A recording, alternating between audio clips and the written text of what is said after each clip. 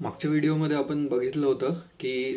R&D और idea discovery करताना तुम्ही कुठल्या टाईपच्या वेने जाऊ शकता आणि जनरली ज्या फील्डमध्ये आपण काम करत असतो तिथूनच एक आयडिया लक्षात येते, जी काही गॅप आहे मार्केटमध्ये आणि आपण ते टेक और कुठल्या तरी पद्धतीनं ते सॉल्व्ह करू शकतो.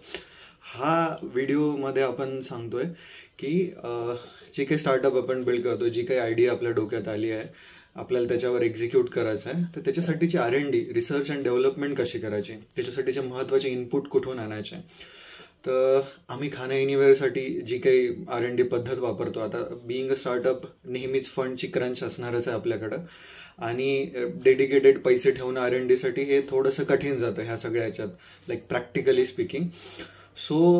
मी काय करायचो जनरली, सगळ्यात पहिला तर पार्ट हाच होता की जे काही आपले डायरेक्ट कस्टमर असणार आहेत, आमच्या केसमध्ये जे स्टुडंट्स आहेत, वर्किंग बॅचलर्स आहेत, जेही मेसवरती जेवतात ते लोक डायरेक्ट कस्टमर्स आहेत आपले,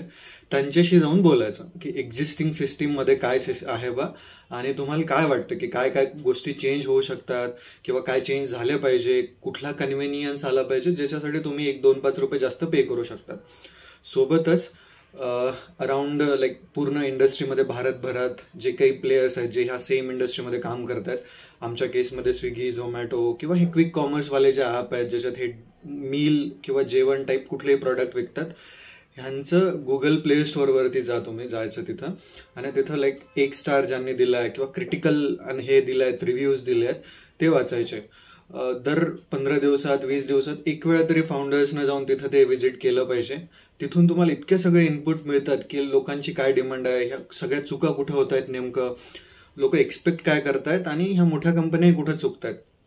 सो ते रिव्ह्यूज वाचून आपण एखादी मोठी कंपनी बिल्ड करू शकतो आणि फाउंडर जेव्हा हे सगळं काम करत असतो तेव्हा खूप सगळ्या गोष्टी इझी होतात, त्याची अंडरस्टँडिंग बिल्ड होते आणि ते विजन प्लॅन करण्यासाठी सोपं जातं. सो नेक्स्ट टाइम जेव्हा तुम्हाला असं वाटलं की आपल्या याच्यासाठी R&D करण्यासाठी खूप पैसे लागणार आहे, खूप सगळा खर्च होणार आहे,